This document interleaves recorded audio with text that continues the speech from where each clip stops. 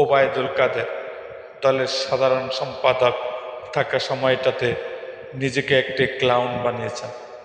কোঠা আন্দোলনের ফালতু কথা বলে দলকে ডুবিয়েছেন, সরকারকে ডুবিয়েছেন।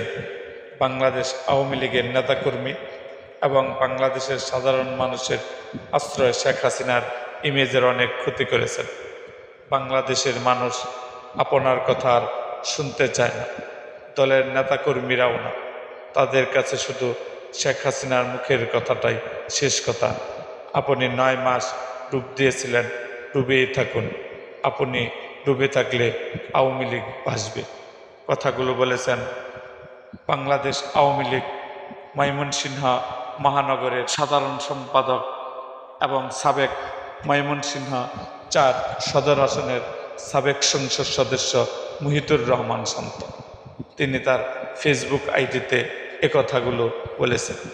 এরকম আরও ভিডিও পেতে এবং রাজনৈতিক অঙ্গনের নানা ঘটনা ও ইতিহাস জানতে আমাদের মুক্তাগাছার ইতিহাস মিডিয়া ইউটিউব চ্যানেলটিকে সাবস্ক্রাইব করুন এবং পাশে থাকা বেল আইকনটি বাজিয়ে দিন।